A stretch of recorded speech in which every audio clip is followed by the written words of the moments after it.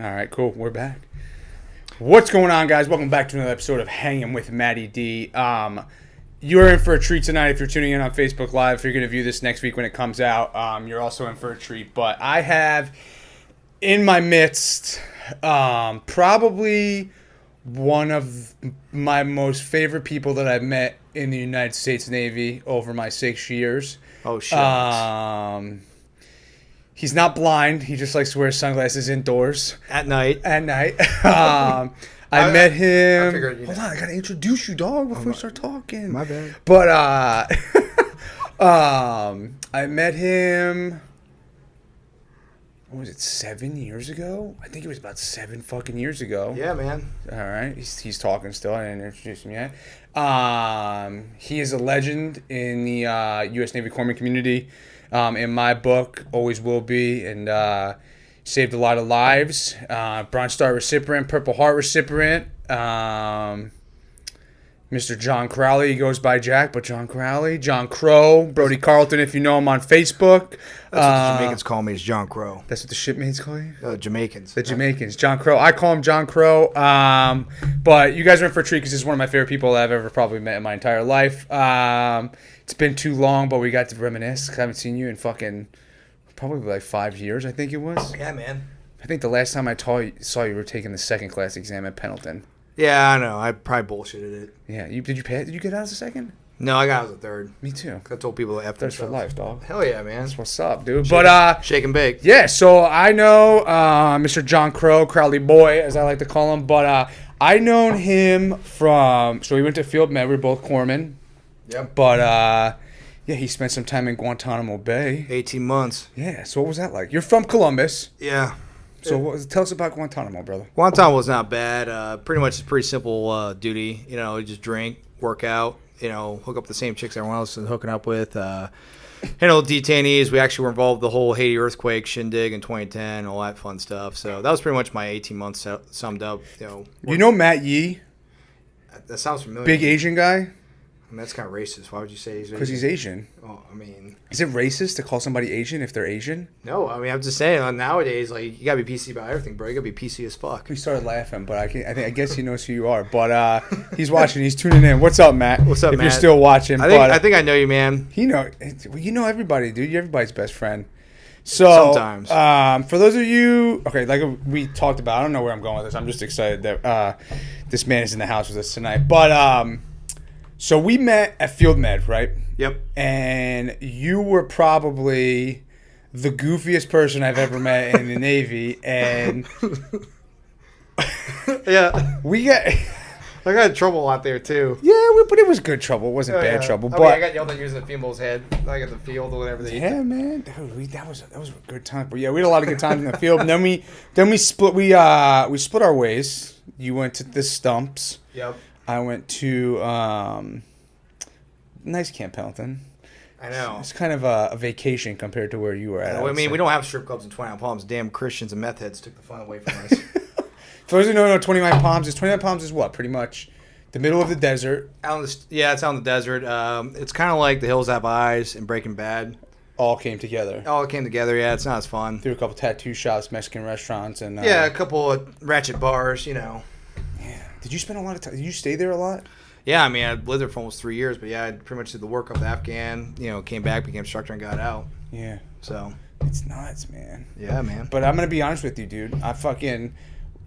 So, can we go into what happened to you? Do you mind? I don't give a shit, dude. Okay, I want you to know, because your story is a very good story.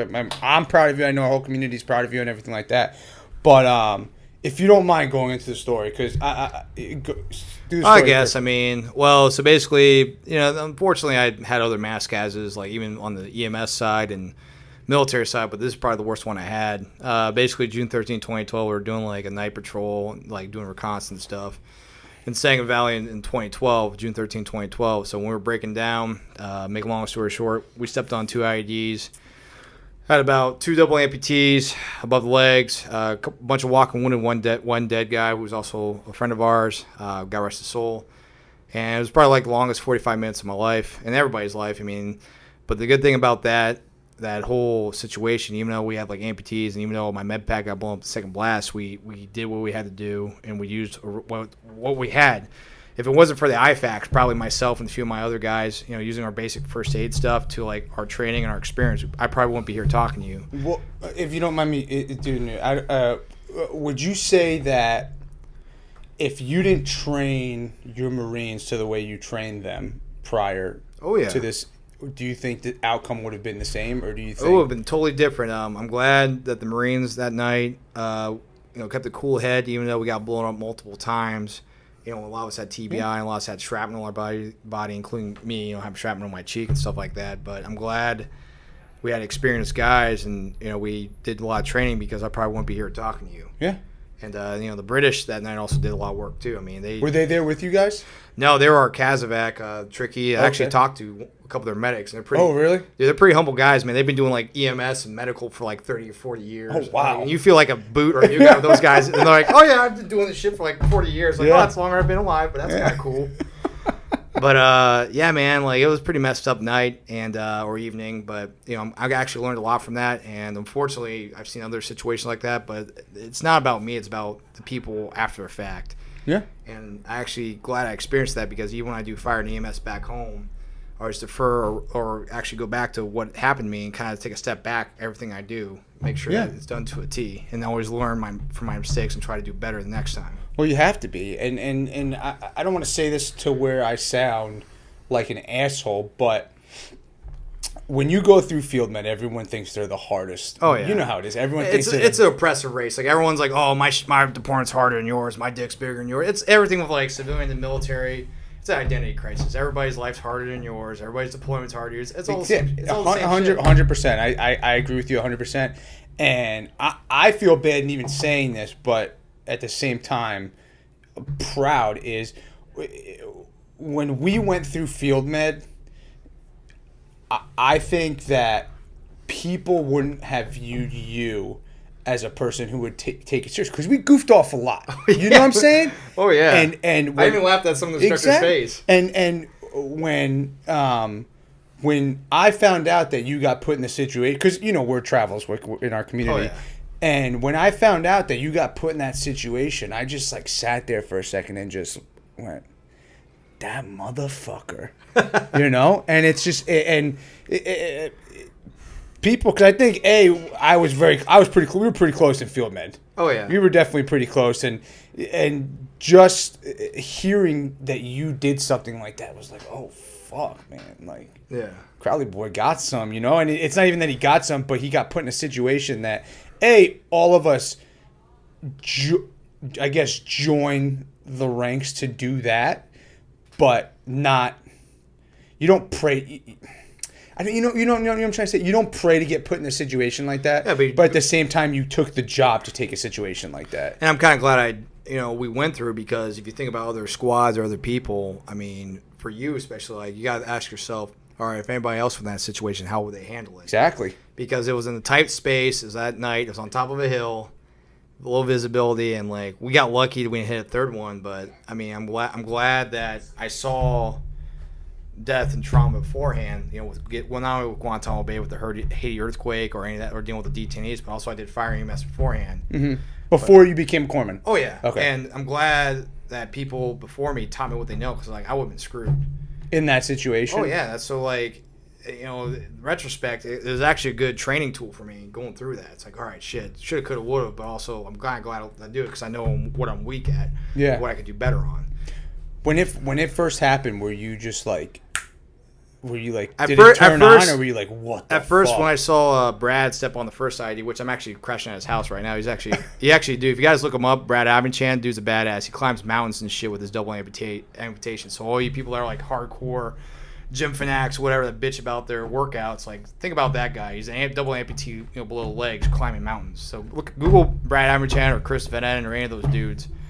They're humble dudes, badasses. Like, just look them up. But anyway, yeah, like when I saw him get blown up in the like through the night vision, like, because I was about like 20 meters away, I'm like, oh shit, this is actually happening. So that's exactly. With situations like that, especially in EMS, when you see traumatic stuff like that, you're like, all right, this is what's happening. I got to take a step back and think what I'm going to do. Yeah. because if you go to the person that's injured, you got to think, well, if I get fucked up, that becomes a problem rather than a solution. So did you guys have everybody run up? Well, obviously not run up, but you well, the we area and stuff like that. Obviously, and if you don't want to get too into it, no, I don't give a shit, okay. dude. Like, unfortunately, even though it happened 6 years ago, with all the mass shootings and all the bullshit going on right now, it's the norm now. Yeah. I mean, Christ, my the department I work at now, we had an active shooter last year. Yeah. Kid brought a shotgun to school and blasted another kid. We saved his life, but those guys, same thing, man. People don't think it's going to happen in their backyard. Never going to happen. And when it happens, like, oh, we got to actually do something about it. It's crazy. So it's the same kind of like mentality. You never think it's going to happen, but it usually happens when you least expect it. Because you're not going to wake up saying, oh, I think I'm going to have a mass casualty today. You never know. It's going to happen. Yeah, exactly. It's going to happen when you least expect it. And it's always, I would say, I don't want to say all the time, but a lot of the time it's people that talk the most that end up having, they're not able to fulfill the needs that need to be done. You know what I'm saying? And then the quiet one. They always say the quiet one in the room is the strongest one in the room. And I had to learn the hard way, because, we had shitty situations, but, like, I learned from other people that went through other situations like that, if not worse. And I actually, took a step back over the years to actually learn from them. Especially in my field, or our field, going back to nursing school or doing fire and EMS, I'm actually trying to change up my mindset because I try to learn something new every day. Mm-hmm. If you're not willing to learn something new every day, then the day is wasted. Straight up. 100%. If you're a douchebag and you think, we've always done this way, whatever, usually egos get people killed. Yeah. You see the Las Vegas shooting. A lot of guys who are veterans or first responders were the ones that, men and women did their thing and saved people. 100%. Yeah. That's nuts, man. Yeah, man. Yeah, man. But, I'm proud to meet guys like you, Matt, and I'm glad we can share our experiences. No, of course, man. And I mean, you did a phenomenal thing. You received the Bronze Star. Yeah, I mean, honestly, it's no, I did. You paid $26 or $30 for it.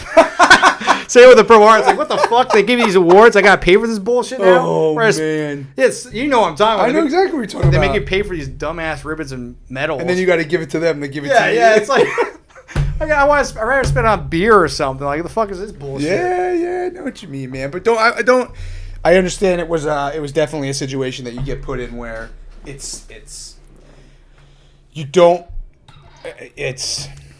getting honored for something that you don't want to be, have brought up back in your life and stuff like that. But at the same time, you have to understand you did something phenomenal, man, and you saved as many lives as you could, and you do what you had to do, and it's just.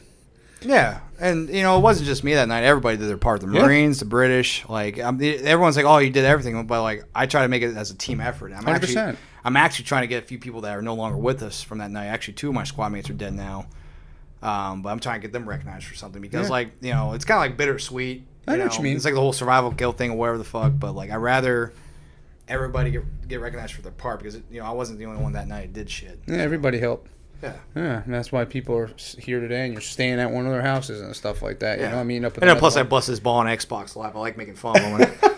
I always joke with a lot of the guys who are amputees or people I treated, and I always joke with them with their shit. Because you being their medical provider, you gotta have a dark sense of humor. You have to, or else you're not going to survive with No, them. God no. And if anybody who's listening that's a FMF corpsman or about to be an FMF corpsman, they need to recognize that. Yeah, water Motrin, change your socks, bitches. So you spent some time. You came back from Afghanistan. You got a little stuff in your face, and you eventually got removed. Yeah, my family had to pay $1,500 to get the shrapnel on my face because Tricare's a fucking joke. Yeah, man. I mean, so they didn't take it out while you were in. No, because a certain provider who was going through residency misdiagnosed. He thought he was either a bone fragment, scar tissue, or rock. So what'd you have? A solid piece of shrapnel? Yeah, from one of the bombs. It was a secondary because there was other bombs there or whatever. But yeah, I should have kept the metal. I didn't think about it, but it was a quarter-size piece that was in my cheek. Just sitting in there. Oh yeah. Could you feel it? No, I mean I used to when it was in me, but I felt like somebody sucker punched me in the jaw because when I went back to Ohio in the wintertime, ow, my whole face hurts. Yeah. I bet, man. And I got shit in my side and stuff like that too, but I don't know, it was all right. Yeah. It's a little wart dimple. When I shave, people oh, you got a cute dimple. You got a cute little dimple there. That's funny, man. So you got out. And then, so what'd you do? What are we doing? Basically, at first, I'm not gonna lie with anybody that's still in the military. Transitioning sucks because nobody gives a shit, and everyone's got a sob story, and everybody's on the oppressive right saying your life's harder than everybody else. So it took me a few years to realize that, but yeah, I went back to school. I did some side jobs, side gigs. Got my bachelor's in 2015, and it actually helped that I got my associates in my military stuff beforehand because it kind of helped me accelerate my education. Yeah, got real quick. So now I got GI Bill stuff left over now for my master's, but also for like my nursing and shit. Same with voc rehabilitation. But yeah, I just right now I just teach basic life support to a NAEMT, a TCCC. It's basically a bunch of alphabet soup, teaching you like basic CPR for trauma to advanced trauma. And unfortunately, with the way the world is, business has been booming. It sucks because like it's bittersweet. Exactly. People. I don't want to say this the wrong way, but people need to get injured or people need to get hurt in order for your business to succeed, to prevent it from happening further. Yeah, and and that's the thing with like trauma medicine or just basic medicine. You gotta have that mentality. Like for example, tourniquets. It cracks me up that like EMS military is like, oh, we gotta have tourniquets. Well, you don't always have to have the Gucci stuff to save lives. You gotta have that mentality to help somebody, and then use what's around you. Stop the bleeding, start the breathing. Yep, exactly. If you don't have an airway, you don't have a patient. If you can't stop the bleeding, eventually we'll stop by them bleeding them out. So, but yeah, if you guys get a chance, check out my boys now in Miami. I got a business partner in Miami-Dade. Precision tactical medicine. They're real big on the social media or Twitter or all that fancy stuff. And then I have my own business, J. Crow Consult. We're still working on a website or whatever, but I travel and I teach trauma medicine. Yeah, man. And my last class I taught out of state was in Vegas after the Vegas shooting. I actually literally took the medics from the Vegas shooting from AMR or whatever. Actually, like, it's interesting hearing their story because they ran out of supplies. Wow. And they had to work with the veterans and everybody else that was on the ground with them, triaging people. Yeah. And actually, that Marine that stole that truck, they actually helped Winston. Yeah, they helped like load like the truck with everybody. Yeah. It's insane. Like it's sad, but that's the reality we live in. But everybody. Well, at least there's people, I guess you could say that that are in those that can strive in those situations, and they're not gonna. They might have had all this training and never got to put to use in the military, and then they get out and one day just like the car wreck you and I were talking about. For you, you just have to. It's you know what to do. You don't have to sit there and be like, it's like it's second nature. Or on your phone recording it, like put it on. I'm like, man, this is put on World Star being in the ratchet. No, 110%, man. So let's go. I want to go back to the transitioning thing. So what sparked you to get out? Well, I mean, I got tired of the BS and I wanted to be a live tissue instructor in Camp Pendleton, but they were like CLS. Yeah, and they were like, oh, well, you got to deploy again, this and that, even though you already did time in Gitmo and deployed in Afghan. We want you to deploy again. Either you deploy again with 3-7, you deploy with LAR, or you become a coyote. I was coyote at 29. You became that, didn't you? Yeah, So I was like, well, you guys won't give me live tissue, so I guess I'll be an instructor here because this is my home territory. I know the Rangers because we go there every day. Yeah. So I practically live that range 400, range 220. Oh man. I could tell you all the tunnel systems that have out there. And there's tunnels under there? Oh yeah, there's tunnels under there. We used to stash our beer and our food there. Actually, really? One of my gunnies, his house was over there, over the hill or ridge. And his wife used to come in a golf cart and bring us food. I shit you not, dude. That's funny. But yeah, dude, I swear to God, people get fucked up in those ranges all the time. People get shot every year. A Marine dies in 29 Palms for training. Dude, I remember when this is crazy, this is a side subject, but when we were there, I don't know if you knew Estrada, but my buddy Estrada, he found there was a homeless man passed out in a porta-john. Oh yeah, in 29 Palms, and he was drinking the blue water in the porta-john. I think I know Estrada. You probably know his little Mexican. Yeah, I'm allowed to say Mexican because he's Mexican. Didn't he have a cut on his eye or something like that? He might have. I'm not 100%. He might have though. See, I feel bad. I should know all these guys, but anyway. You want another one? Oh yeah, dude. Yeah, keep drinking them, dude. You're on vacation, brother. Yeah, but do a Stone Cold thing with it. But yeah, so you became Coyote. So what you didn't want to stay in for what reason? I just got tired of the bullshit, man. They lost a couple of my evals, and I kind of got a little butthurt that I didn't pick up because I should have been a third class or E4 before I even deployed. But I just got tired of the antics, man. There was nothing promised because I wanted to be a live tissue instructor or be on the Mercy or something. I'd like to actually see the world rather than seeing the shitty side of the world. But they kept jerking me around. You know what, dude? Peace. Because I remember the one chief at NAPR was like, oh, we got you live tissue orders. And this was literally the week I was getting around. I'm like, dude, it's too late. The week you were getting out? Yeah, I was like, man. I'm like, chief, bro, I turned in my gear. Yeah.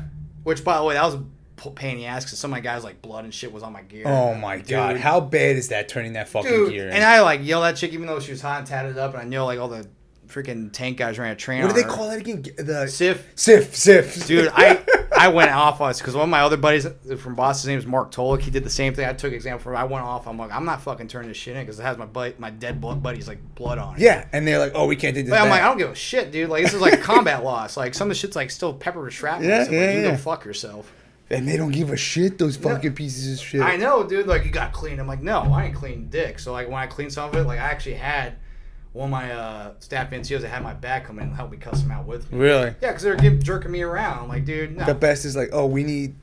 Yeah, we need a Velcro from you need something you never use. We need the dark lens of the glass. Military and shit, dude. Like, they spend money on dumb shit rather than actual people that, like, get shit done. I know what you mean, man. Yeah. So, being a coyote, turning in your SIF gear. So, you got out because you didn't get what you wanted. Pretty much. Essentially, you wrote out your... You did this... I didn't want to go work at a fucking... I didn't want to go... Look at you crushing cans.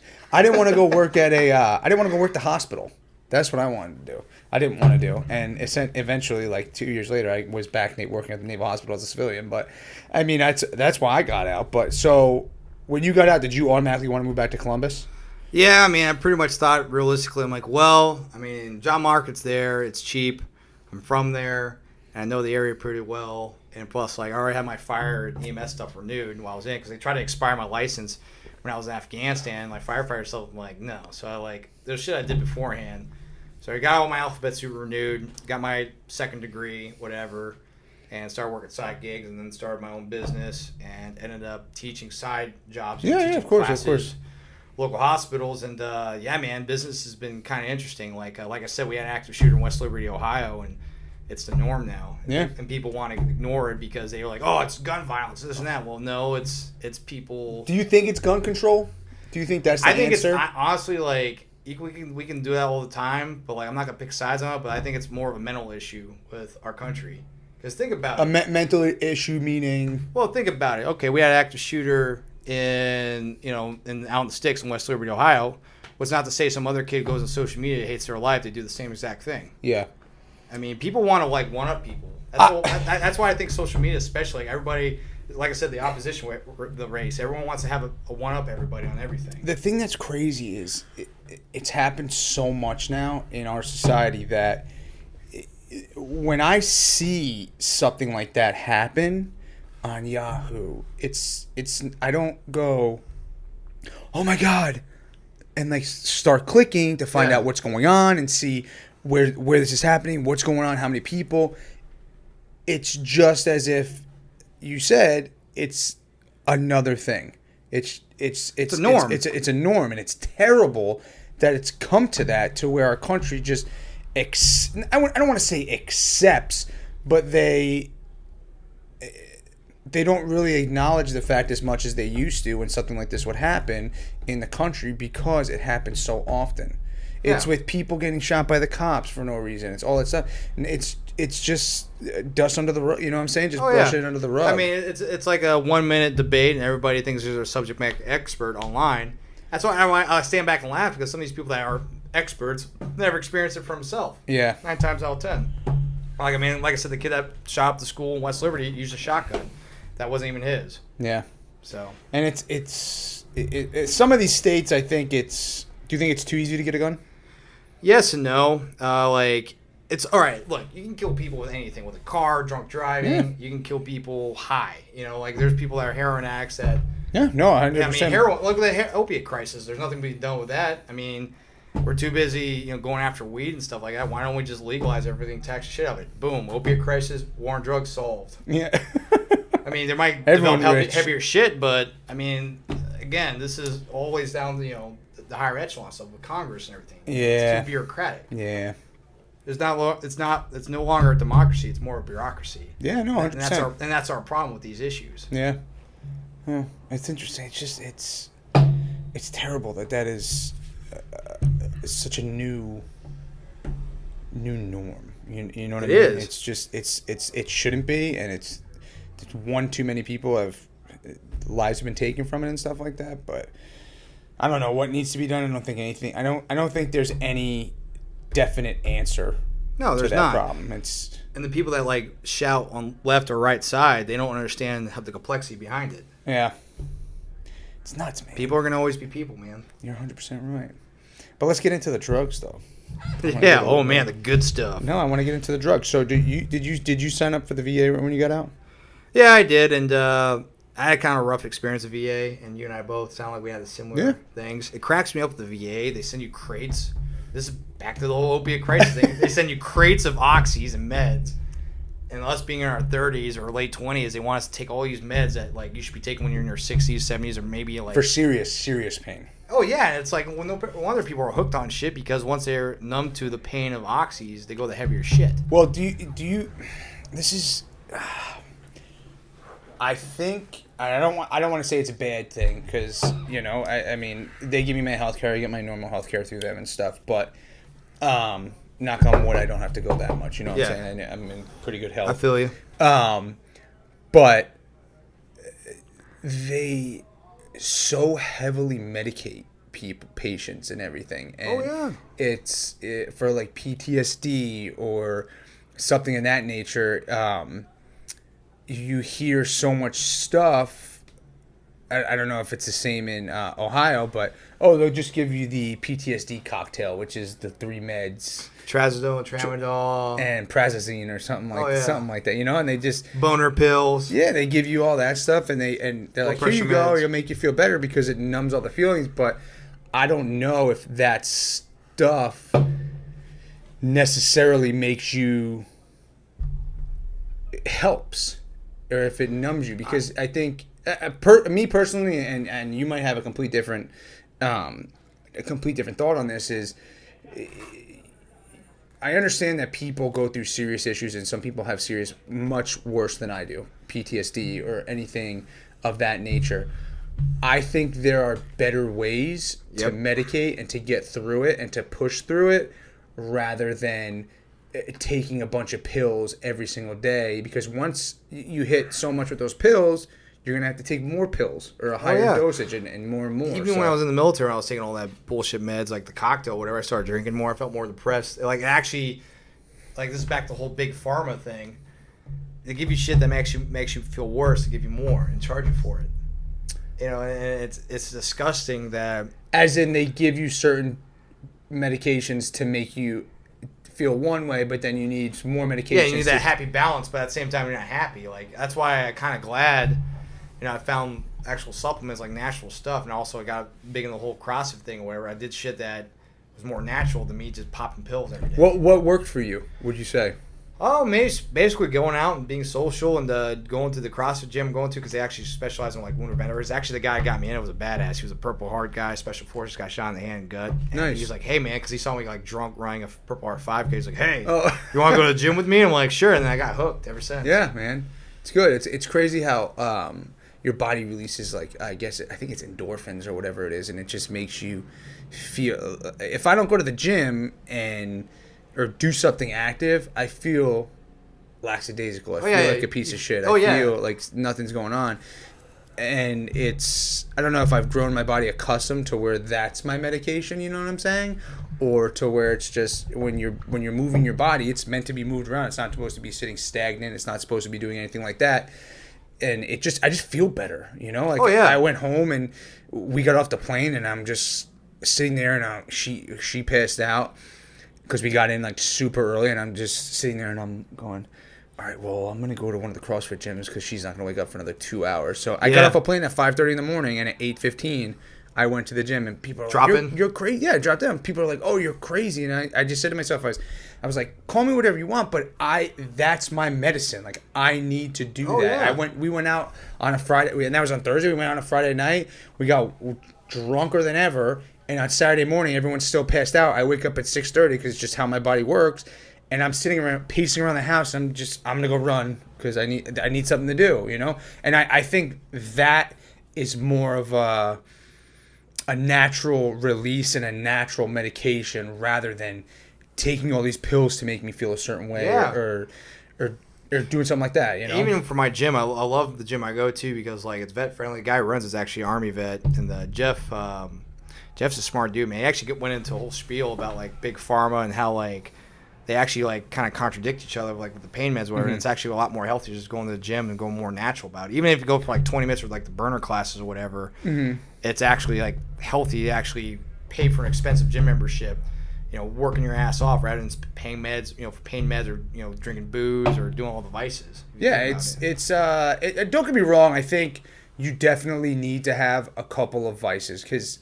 Oh yeah, without doubt. And there's people who will disagree with me on this 110% that think you don't need it at all. But even if that vice is just going and eating shitty food once a week, or it doesn't have to be drinking, or Ben and Jerry's Netflix, son. I love doing that. I had some Ben and Jerry's last night, but yeah. It's just I don't know. I know we were talking about it earlier. Your standpoint on like smoking pot and smoking weed. Yeah, CBD, man, I'm all for it. Yeah. So what turns you on to it rather than like were you a pothead? I want to say pothead. Well, I mean, I went to college a couple of times, but of course, I mean, even people in the military that cracked me up that did drugs or whatever, like a lot of them were like idiots about, but like, and it cracked me up when like a lot of them did shit like that or other vices, and they try to lie to my face. I'm like, look, man, I've been around the block. Yeah, no. Everyone smoked pot once or twice in their life. Like, I'm not an idiot. But if it calms your shit down and you're not making me do paperwork, or if I'm not busting you out of the drunk tank or jail or prison, yeah, have at it. CBD actually is like, it's legal in like almost every other state. Actually, I'm pretty sure in Ohio it's legal because I got it over counter. But there's no THC in it, and there's no psychoactive drug in it. But it helps you. It helps sleep or whatever. Hell, I even take it every now and then. But you take like a dropper, or you take it there's a spray? Pills, droppers, and gummies. But like even some of the guys I work with that take it, that work fire and EMS for like years, calms them down. Because we see some pretty terrible things, like car wrecks and whatever else, or see like a domestic violence. That's shit that like not your average Joe wants to see. So if anything, that's a lot healthier than me shooting up heroin or doing oxy or 110%. I mean, don't get me wrong. Like heroin and stuff like that grow on the ground too. I guess from the poppy plant. Oh yeah. Which also in Afghanistan, which is like 90% of the world's heroin comes from there too. But what do I know? I'm just a mouth breather. Oh man. I can't even tell you how much we saw. And you probably saw the same amount, but hell yeah, like the all black tar in the bags and stuff like that. Oh yeah, dude, so many nights of just. Hey man, safest place to hide in though in Afghanistan. We're getting shot at hiding the weed fields or poppy fields. They don't want to blow up their shit. That's true. No, you're 110%. You're 110% right. But so, what turned you onto it? What did somebody recommend it to you? Was it just no? Like even like a lot of guys at vet center or whatever. I asked around. Actually, I had a buddy of mine who's also a cop and firefighter as well. He's like, hey man, you know about CBD? I'm like, what's that? And then he got, it was like a couple years ago. I'm like, oh man, this shit's awesome. It's like, especially the pill form. It's like basically fish oil laced with that shit. And there's no, I actually take tests, and it doesn't pop in the piss test or anything.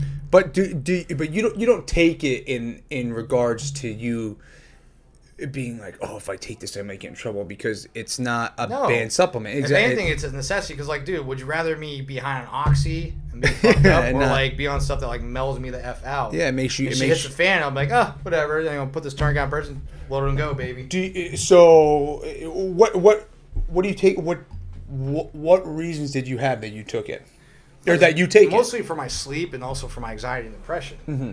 But like to me, like I try to not use that bullshit as a crutch. Like I hate when people like play the PTSD card like a crutch. And you know what I'm talking about. I know 100%. I know 100%. I mean, hell, if anybody's out there that like can give me a PTSD elephant, that'll be baller as fuck. So I want to take it to the bars with me and stuff. Oh, what is it? A PTSD elephant. What's that? No, it's just got like an elephant with like a big vest on it. Like, what do you mean I can't bring this elephant in here? That's bullshit. I'm a combat vet. So I'm like making a scene. Or bring like a red panda in it. Just like.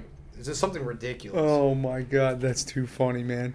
But yeah, so you take it to sleep and stuff like that. I smoke a little bit before I go to bed some nights, just because I can't sleep, and it mellows me out. Sometimes my brain just goes 110 miles per hour, and I don't know if it's attributed to what I did in the military, because I didn't see very much kinetic activity. I served over there, and I saw some crazy things with those guys, and some motor vehicle accidents and stuff like that. And guys that traumatizing, get shot and stuff like that. Like that weren't our guys; they were Afghanis, and I had to deal with that stuff, but nothing to the point where I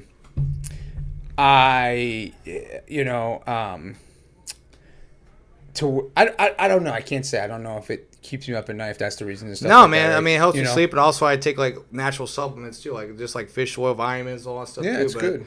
Stuff like that, man. Like I don't understand when people are on like the whole cocktail with like PTSD or like the whole oxy thing. That's our problem. Like a lot of people don't know when to actually balance shit out. Yeah. I mean, it should be common sense. Like if you have a whole box of crates of like meds. Mm-hmm. And you're 30 years old, you probably shouldn't take all those fucking meds at once. Yeah, but the thing especially is, when they have contraindications. But the thing is, though, is some of these guys, they don't know any better. Well, yeah, they don't because they're not educated on it, or like their providers pretty much, even like shrinks to like regular doctors, even civilian or military medicine, just throw meds at you. You're like, oh, you're effed up. Here's a prescription for you.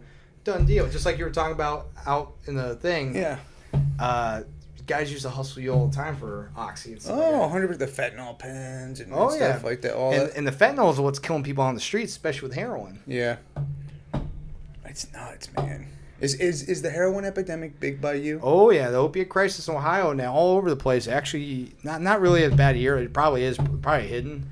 Here, you're saying? Probably. I mean, it's all, not big big here, I would say. But or like, it's not as well known. I think maybe the poor areas and rural areas, yeah. But like it's hidden, and there's actually probably people at my gym or people that I work with that are probably hooked on pain meds that do the heavy shit. Yeah. And that's where it starts. Once they do the pain meds and they build a tolerance tolerance for enough. And then they go on the heavier shit. It's so sad, man. I watched this documentary the other day on Netflix about, it was in West Virginia, because I think West Virginia, is well known as probably one of the heaviest used states. Oh yeah, because it's poor. Exactly. Poor as shit. And it was so this guy opened a ranch up in somewhere in West Virginia, like way out there, and it's a rehabilitation center for addicts and stuff like that. But it's just these guys are just so hooked that they can't get away from it. Even they're on this farm away from everything for 6 months. They're doing well, and then they get out and they go to like the halfway house, like the sober living, right back on it again. And it's just. It's crazy. Yeah, because a lot of shit when you put that shit in your veins, it's hard to not sober up from that kind of stuff. It's crazy to think though that people profit off of it. Everybody profits off it. Think about it. Okay, now I'm not trying to put like my tinfoil hat or Illuminati bullshit on it, but like back to big pharma. For me being an EMS provider, how can I charge you a shit ton for epinephrine and insulin, but yeah, I can give you fentanyl for free to bring it back from a high? Riddle me that. Wait, say it again. Think about it. Like, if you're hooked on heroin, let's say you're one of my patients, and I give you Narcan for free. You come and I'm ODing, you got to give me something. Yeah. I don't really charge you for it. But if you're having... Because the state gives it for free. Yeah. So, but with epinephrine, if you're having an allergic reaction or if you're a diabetic, insulin, we charge an arm or leg for that shit. Oh, I know. Trust me, I've had to take ambulance rides for allergic reactions. I have my own EpiPens and stuff like that. How much does it run for an EpiPen? I get it from the VA. Yeah, wood. but oh, right now out on the streets. Oh, I can't even tell you. It's probably like $200-$300. Yeah, now because they just raised the price of it. I think recently. Now people go to Mexico to get their drugs. Oh yeah. Wait, in Columbus we have a fucking bus. One of the hospitals I contract with and teach with. It gives out literally boxes of free Narcan to the hood. I shit you not. They give you out Narcan. They put in like gas stations and shit. I think if I'm not mistaken, they have places now where people can use heroin under supervision. The opiate parties, that's what you're referring to. But it's run by company or the state or something like that. It's not. I mean, I haven't seen that kind of shit in Ohio, but maybe in Vegas. I don't think it's probably Vegas is automatic. Hey, take this shit; it'll make you die. It's a new high. No, but I've seen these places that they're allowing people to use the Narcan, or not the Narcan, the heroin or whatever their drug of choice is, openly, without any education or whatever the fucking word is, but so that they don't have to worry about getting caught. And if they OD, they're already under supervision, so they can help them out immediately. It's knock on wood. I don't know anybody that has been seriously hooked or know of anybody that has, but I have, unfortunately. Yeah, it's sad. It tears families apart. There's a guy that I went to high school with that he's kind of a POS, but he basically sold heroin to his pregnant sister, and she overdosed in the parents' bathroom. Basically, To me, he murdered 2 people because, like, his sister. She lost the baby, obviously. Probably, yeah, so he killed 2 people for the price of 1. He sold her the heroin, and that's like a neighborhood over for me. That's not cool, man. But yeah, people don't understand. Like, the shit's actually hits home whether they know or not. Yeah, it's fucking shitty, man. That's what I'm saying. Like, you know, our country or societies, we're focused on the wrong shit. You know, we're going after people with weed. Make them look like they're freaking... Weed's not wrong. It's like... that's what I'm saying. But yet you got people that are, like, slinging heroin and other shit that are still, like, doing their own thing. Yeah. It's terrible, man. Don't do drugs, people. Yeah, don't do drugs. Drugs are bad. They are. I actually had a lady I was treating. It was, like, a couple months ago. I asked her what her allergies were, and she was like, I'm allergic to the weed and street drugs. And I'm like...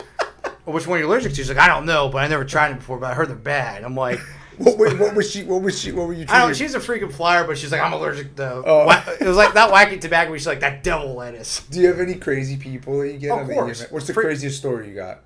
Other than like, well, like I swear to God. Like crazy funny. Oh, dude, I swear to God, this could probably be on Netflix one day. So, like, my partner and I go out, we get called to dispatch for a car wreck, right, in front of the Ohio Caverns. And this dude rolls his truck. And you're in the city, right? Just to make... This is also like my on the sticks, like on the rural, too. Okay. So I do like city and rural.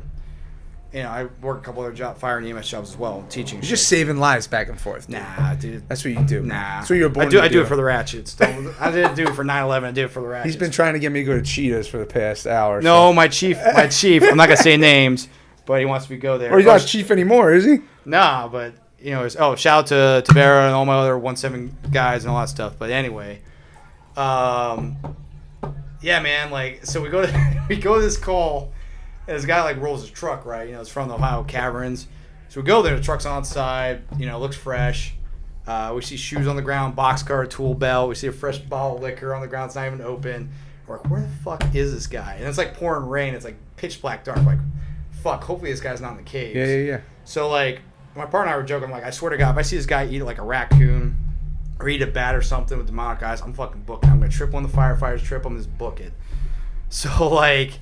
We look for this guy for like 20, 30 minutes. We use the thermos, like, you know, looking for You guys him. have a thermo? We have like a thermal camera for like house fires or whatever, which is like... Oh, so you can see if there's anybody... Okay. Yeah, but it's pretty fucking slick. So, like, we look for this guy for 20, 30 minutes. The front and back entrance of the caves are locked.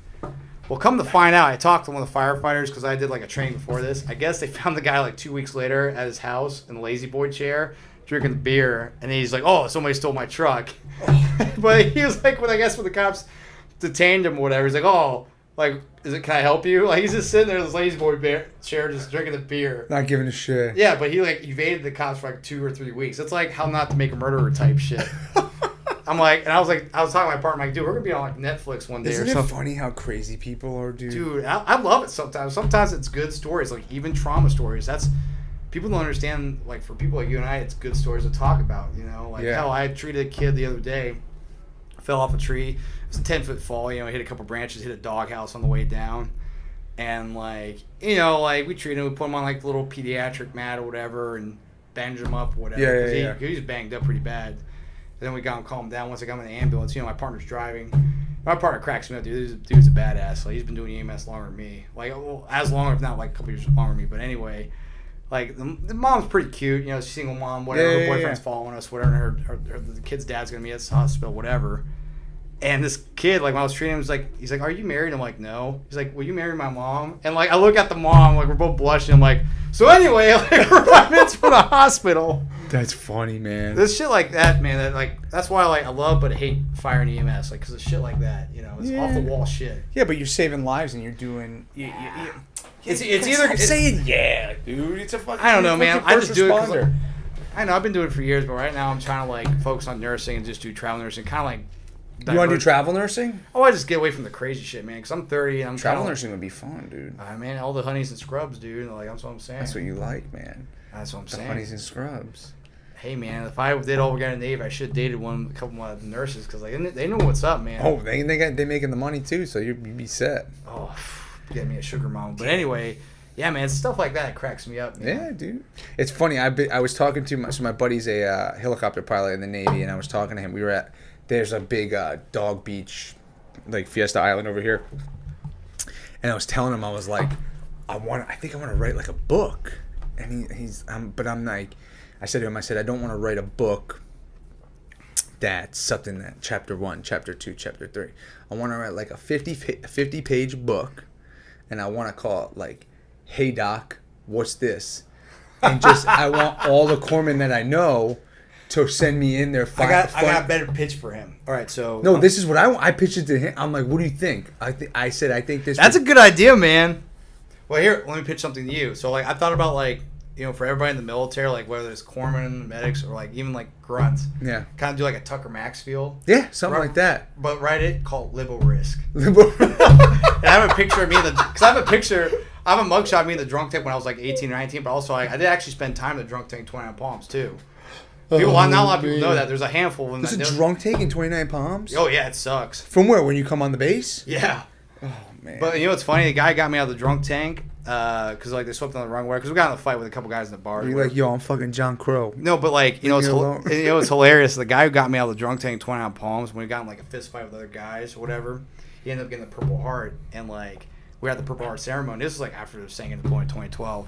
The staff sergeant calls me and was like, hey, Doc, come here. And I'm like, what's up, staff sergeant? He's like, hey, do you remember me for the point? I'm like, no. I'm like, well, I'm the one that got you and your idiot saw gunner out of the freaking drunk tank. Oh, really? So my butthole like puckered, bro. Oh, man. But he's like, look, I don't give a shit. I'm getting out in a few days. Just cool it. And, yeah. Congrats on your award. Have a nice day. But like, whoever that staff sergeant is, thank you, dude. Because like my butthole puckered. And I was like, oh, fuck. That's too funny, man. Yeah, but I was saying, I think it would be so funny if there was a book like that. Libo Risk. No, we should trademark it and just have That's what I'm saying. We should just like you and I and like all the other corpsmen from like 1/7 your unit, like everybody. We need to trademark that shit. Just yeah, have we'll like talk about it. Have like a Tucker Max. Like, yeah, like all stories. Not just a book. It would be stories. It would be different. From like Vegas to like East Coast, exactly. Like Lejeune, like to the strip clubs in Lejeune, like shit like that. Dude. Yeah. That would be so good. But yeah, we trademark. So fucking copy this.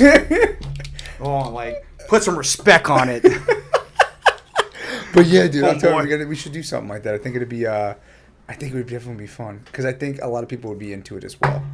It'd be funny because, like, dude, there's some shit that we deal with that's like off the wall. Oh man, I don't even. I'm sure you dealt with as a corpsman. You had some Marine knock on your doors like, "Hey, dog, does this look normal?" And you know, I tell them like, "Well, was it there before?" No. Then you just answer your own fucking question. Like, all right, come, and then you see me in the morning, and then you fucking sticking a Q-tip. Oh, dude, there was a staff sergeant who used to fuck with me. I'm not gonna say names, but like I used to tell him like, because he tried to like fuck with me. I'm like, how about I tell your wife that you cream pied a hooker in Vegas? And he immediately like, shut the fuck up. Yeah, exactly.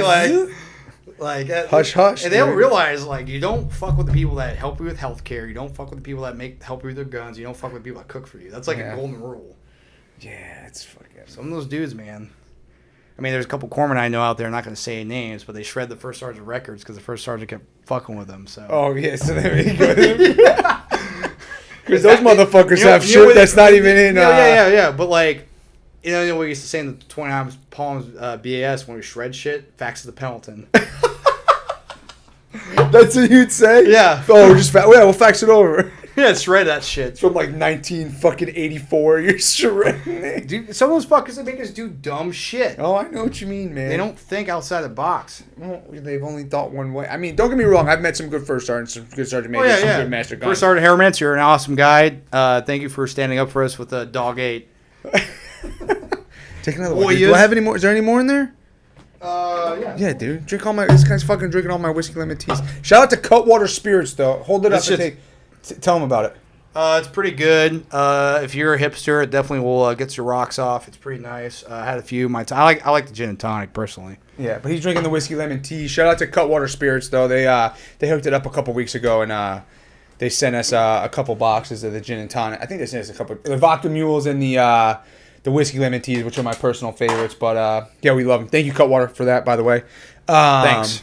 But yeah, man. So do you miss it? Yes and no. I'm glad I did it because I was a shithead back then. And I kind of like wised up over the years, if you will. But I'm glad I did because it's good resume builder. That's the whole reason why I did it. Mostly for like resume builder because I went through the fire academy before the military or whatever. I saw guys who were military that were like, some of them were like real legit, some were just pussies. Yeah. I'm like, well, if these idiots can get a job just because they're military, I can fucking do it. Because they made, this was like when Iraq and Afghanistan was bad. Yeah. Hell, there was a guy in the fire academy that got stop loss in the middle of our fire academy. They dragged his ass. Oh, dude, I felt bad for him because he was like literally going to finish his fire 2 with us, and they snatched his ass up, dude. Really? This is what, like, when stop loss was a big thing in Iraq. And it was the same thing with Afghanistan. I saw, like, I know one other guy that got stop loss. There was a guy I had on, I had him on 2-3 episodes ago, Cody Perrone. He was a Marine. He got stop lost. That would suck. Can you imagine being in college or some shit, or like you're going back? He got stop loss. He was still in, so he That's got stopped. terrible. Right? Isn't it? Yeah, because it was terrible. So he was still in. He was supposed to get out, but they were like, "He can't get out" or something like that. He was saying, "Dude, you would have to drag me. I don't give a shit. You better get the MPs or call the National Guard for my ass. 'Cause I'm taking. I ain't going back." It's like that movie. What's that movie? That movie's called Stop Loss. Oh yeah, and then there's also Cham Tatum, Dear John. Yeah. Oh fuck that. Did you like that movie? No. It pretty much teaches young women to be sluts. That's pretty much what it is. It's like, oh, my husband's deployed. I'm gonna fuck around. But they weren't married. Yeah, but at the same time, like, I had this debate with the girl last night. I'm like, look, man, At that Dear John. it's both guys and girls. Look, if you know what's going on in a relationship, you know what their background is. You know, like with fire, EMS, police, military, whatever. You know they're not going to be there for holidays. You know it's going to be rough. Then you probably shouldn't be in the relationship. If you know there's going to be friction points right off the bat, and it's going to be making you miserable or making you feel more alone, then you probably shouldn't be in that relationship. That's just me. But love is love, man. Yeah, okay. So that BAH money though. I mean, man, that's what my do they say? Distance makes the heart grow fonder. I think it's money makes the heart. Dude, grow did you see fonder the Space Marine fucking memes? Like it had the job Space Force. Yeah, they had this job at a hut. Like, stand down, astronaut. My husband's a staff sergeant. What do you think of the Space Force? That'd be awesome, dude. Like, I know it's unrealistic, but like, can you imagine us being like Starship Troopers and like we have like co-ed showers together? Yeah, that's what I knew you were gonna say. That you like that movie? Dude, it was so stupid. Like, when I was a kid, like I was like, wow, there's actually tits in this movie. This is crazy. Tits Starship and violence. Troopers is a good movie, though. I know, but it's so violent. And like when I was a kid, like it was traumatized. I saw it when I was like 11 years old. I'm like, why are these people naked? I didn't see it till I was like 20, 25, maybe. Are you serious? Yeah, I didn't know. I never liked the sci-fi movies, but then I found out like what it was about. Yeah. So I said to myself, I was like, okay, I'm gonna watch this because I might enjoy it. Man, the first one's good. The rest of them, that's terrible, man. They're terrible, man. You can't watch those terrible movies. But yeah, so let's get into this. So I do this little segment. I don't know if you've watched any of them fully, but I do this little thing. I got the chat pack over here. I don't know if you've ever heard of the chat pack.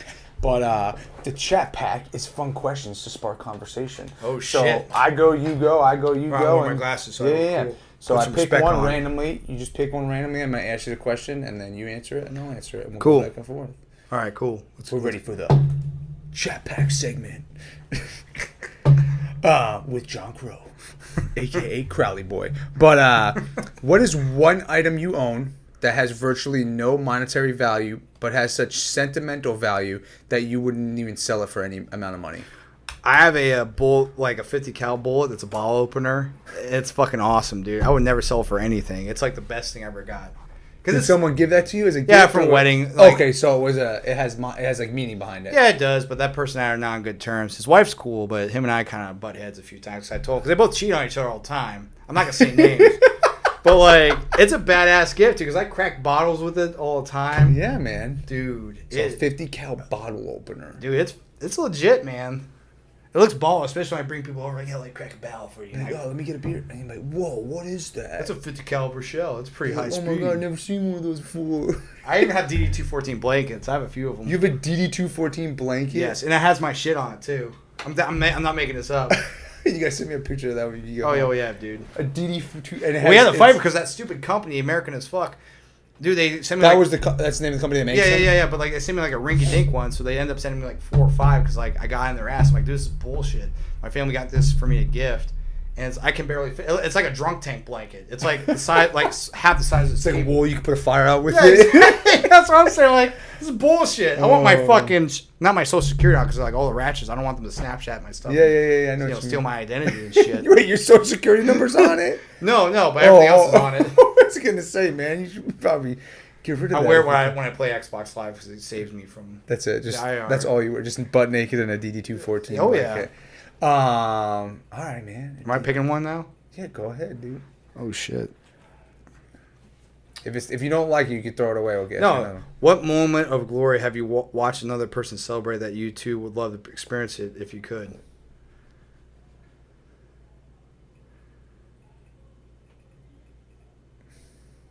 It doesn't have to be sex, does it? I would say graduating college.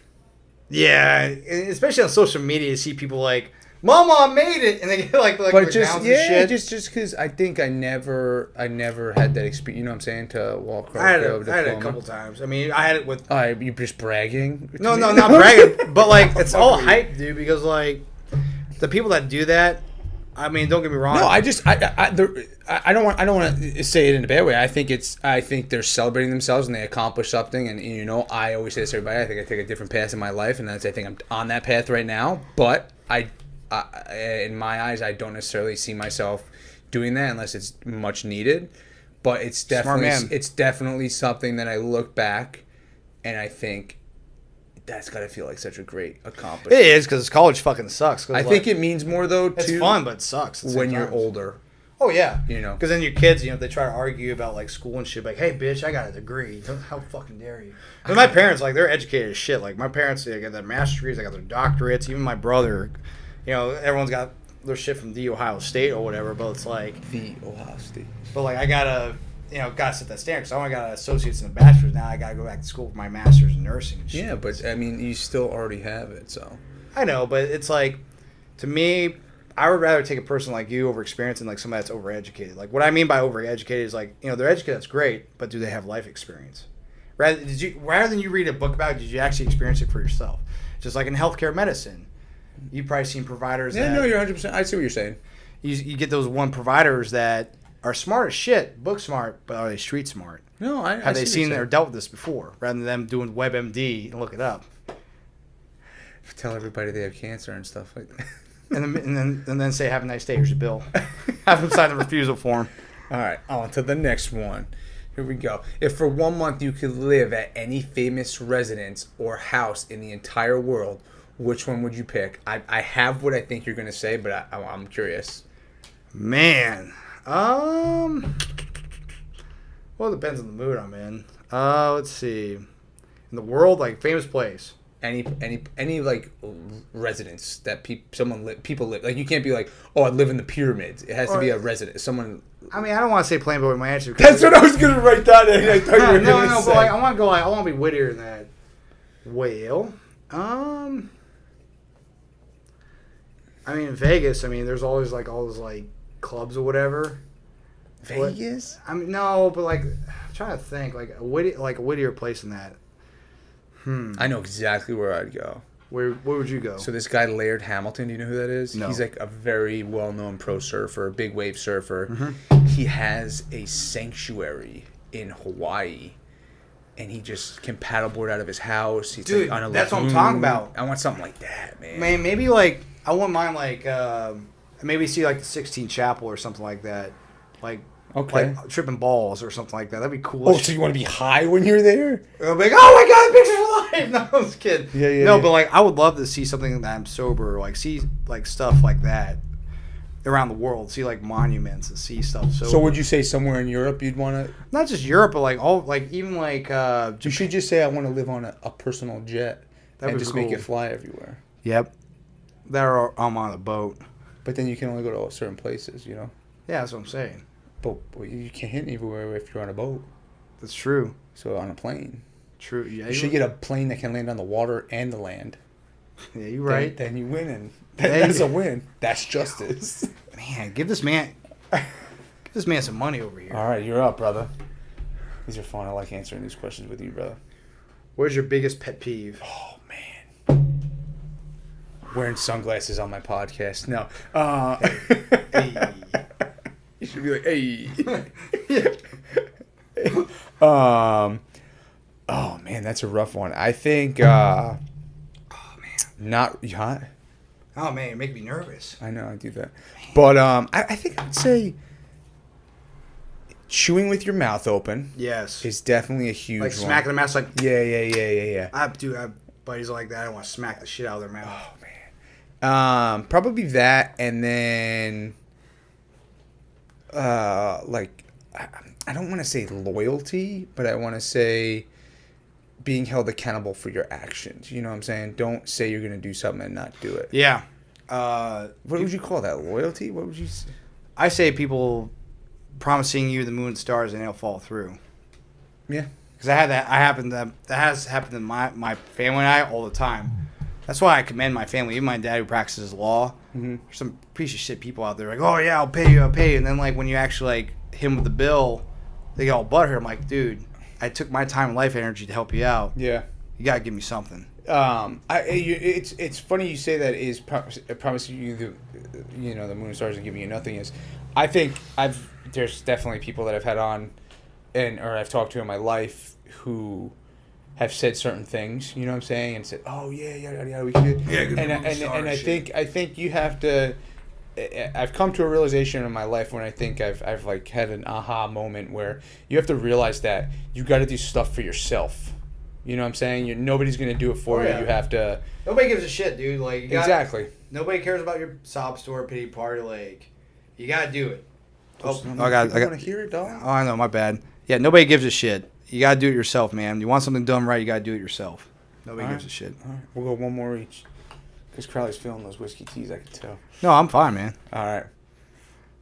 What is your favorite thing to pretend? What was your favorite thing to pretend when you were a young child? Man. Probably Star Wars, man. Like pretending you were in Star Wars? Yep. Were you a big Star Wars guy? Of course. Boba Fett, man. Hmm? Boba Fett. That was like the bounty hunter in Star Wars that like only said like a couple lines. That was like the coolest guy ever. That's who you wanted to be? Yeah, because like he's neutral. He's a hired gun. He detained Han Solo. He didn't die in the Sarlacc pit in Return of Jedi. When the thing blew up, he fucking flew out with that bitch. Out of that butthole in the sand. Yeah, I did you see the new Star Wars? It's stupid. I'm talking the new Star Wars as in Solo's stupid. Okay. And The Last Jedi was stupid. It's too like, dude, they're making it way too PC though. It's like to where it's way too, like all the movies they're really pushing. Like I get the whole feminist agenda. I respect it. Hell, I got family members that did the whole, women's march thing. Yeah. I respect that. Cool. But they really push it hard. Do you think that's what they're trying to push? Yeah, dude. Like in Solo, they had a fembot. Like they really had a feministic like robot in it.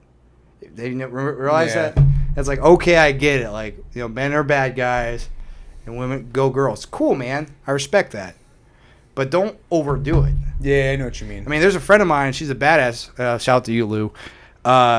She's in Vegas. She works in Michigan, Las Vegas. Dude, she killed it at the Arnold Classic. She was there just visiting. She benched 225 19 times. I know we talked about before. That's feminism right there. That's you like being guys at their own bullshit. Yeah, that's how you fucking do it. Rather than you like throwing out there, I'm a feminist. Show it. Fucking show it through action rather than just talk about it. Okay. Don't talk about it, be about it. I like that. Just saying. All right. So Star Wars has gone feminist.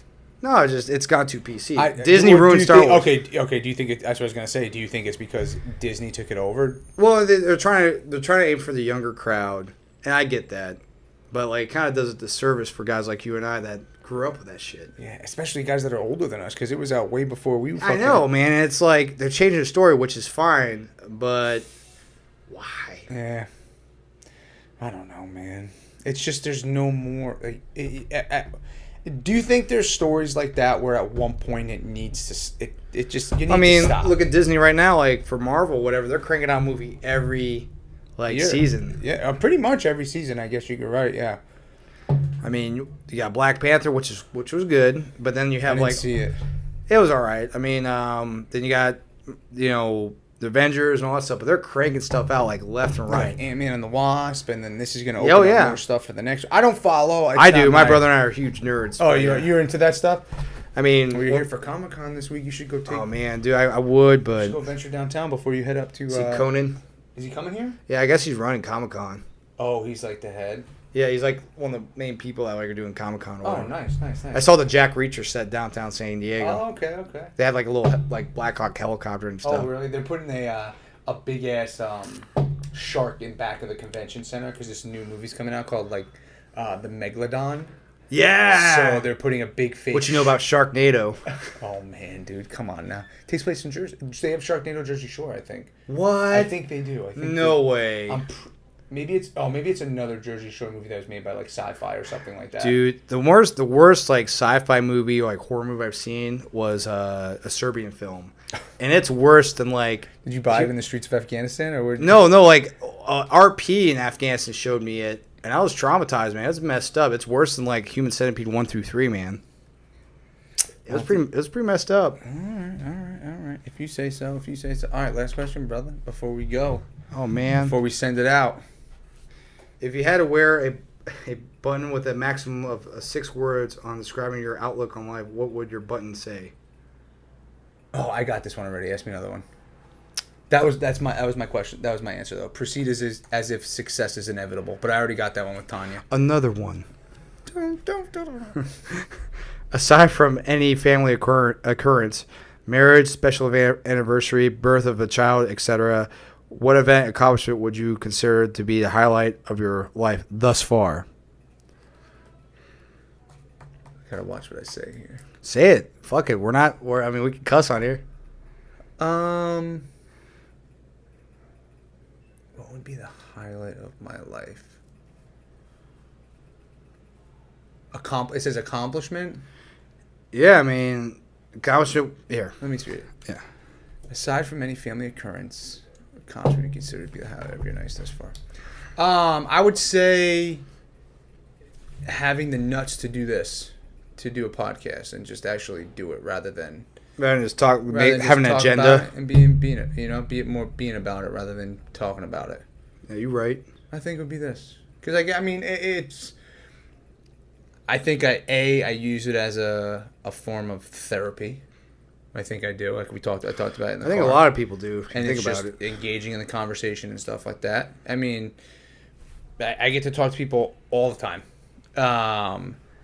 And it's just every week I get to talk to like 1 or 2 new people that I may have never met in my entire life. Fortunately, I've met you, so the conversation has been 10 times easier and 10 times better. But it's just getting to meet these people and getting the word out and, just talking. I love having vets on to get their point of views and stuff like that, but I get to interview people. And it's not even really an interview. It's more of a conversation that I get to have with all of these people and just hear their story. And I'm not that big right now, I guess you could say. So you just got to punch up, dude. Exactly. I just got to punch up. Punch down, you got to punch up. But I think it gives me a little leeway because I get to maybe reach out to the people who aren't as well known or aren't as big that still have an amazing story. And it's funny you say that because I got into one of my Marines in one of our private pages, and he's like butthurt because these guys are like from 2-5 Echo whatever, because I think they knew Dan O'Malley or whatever, and they're like, oh, we're Suicide Charlie Guns or whatever, and I'm like, look, dude, yeah, they took our unit's name and our pride, but to me it's a compliment. If somebody wants to steal my shit, have at it, dude, because think about it. If you make enough money off it, I'm going to sue the fuck out of you, make money out of you. Yeah, you did the hard work for me. Yeah. But I feel like everybody in social media wants to one-up each other and have their story better than everybody else. Yeah, it's true. I basically told them the guys are pretty much like Instagram whores and Memorial Day. They don't wear anything. Yeah, I know what you mean. Like, oh, I support the troops, but I'm butt-ass naked. Yeah, I know what you mean. I know it's I don't know. It's just yeah, I would say the podcast is definitely my favorite accomplishment thus far. It's been fun. Dude, I love, I actually been following you ever since you said you did a podcast. I actually enjoy listening to it. You should, man. It's just there. It's just, I don't try to, and people could say whatever they want, but I don't try to fake anything. And if you know me, you know me. So you know my personality, you know my brain works, you know how I talk, you know how and everyone who's listening, and it's either A, you either like it, or B, you don't like it, and I don't care. Yeah. You can pick whatever way you want to go. Free bird. And the best part is with this is I don't have to play by anybody's rules. It's all me. I do all this. I do the editing. I do everything. So it's fun, man. I get to fucking talk to people all the time. I get to listen to people's crazy stories. And just the amount of people, this is going to be the 42nd episode. Just the amount of people that I've met in the past, since November doing this, has just been phenomenal. And the amount of feedback and the amount of people that engage in it and stuff like that has just been, as Trump would say, tremendous. Is that not what he says? Oh, yeah. But yeah, man, it's been... Stormy Daniels got arrested by 20 minutes. Oh, yes! We didn't talk about that. So what happened? Stormy Daniels got arrested by your house? Yeah. So in Columbus, Ohio, there's a ratchet strip club called Sirens. Sirens, as they say on the radio. Bah, bah, bah, bah. Yeah, dude, it's like the Magic City of Columbus, but it's disgusting. It's so hole in the wall. It's just ratchet. Yeah. It's just ratchetness. It's off Cleveland Avenue that all the rappers rap about. But anyway, even Rick Ross. But anyway, so she got arrested 20 minutes from my house. and like basically CPD or whatever the cops were in that area goofed up arresting her, and they released her. But yeah, that's like 20 minutes from my house, dude. All right. That was a big deal because everyone thinks it's a setup. Was it like a? Was it a? Oh, you think it was a setup? I mean, if you read the reports, it's kind of odd. I didn't read the reports. So I mean, for her motorboating somebody and like the off-duty cop saying she assaulted him, she's a porn star. So she motorboated a man, and the man said that she assaulted him. Something like that. I don't know like the full details. Okay. But like with the fake news, as everybody say, like a lot of it doesn't add up. Yeah, I know what you mean. Like a lot of it's just odd. But There's a lot of holes in the story. Yeah, that's why like a lot of it's like, I don't know about all that. Yeah. She seems like a nice lady, though. But shout out to Stormy Daniels. Yeah, dude. If you ever want to come to this podcast, you're more than welcome. Free Stormy. Dude, somebody has to ask her the Marine Corps ball. Like, somebody has to do it. That would be... She would definitely go. Dude, she's already making enough money. Like, people don't understand that. Like, with our president and, like, people like that, they're making money when you give them attention. Yeah. And people don't understand that. Yeah. It's interesting, man. It's interesting. I don't know.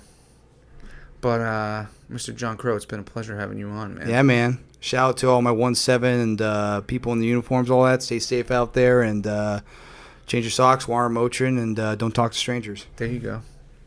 Ladies and gentlemen, you heard from the man himself, Mr. John Crowley. He goes by Jack. If you know him on Facebook, he's Brody Carlton. But we'll tag him in all of his stuff. You guys can follow him and stuff like that. Mr. Crowley, man. It has been an honor to have dinner with you tonight, to have you come on this podcast, brother. It has been better than I can imagine, dude. I've been waiting for this for the past week and a half, so I'm excited you got to come on. But, guys, till next time, we'll see you. We'll talk to you. But till next time, adios.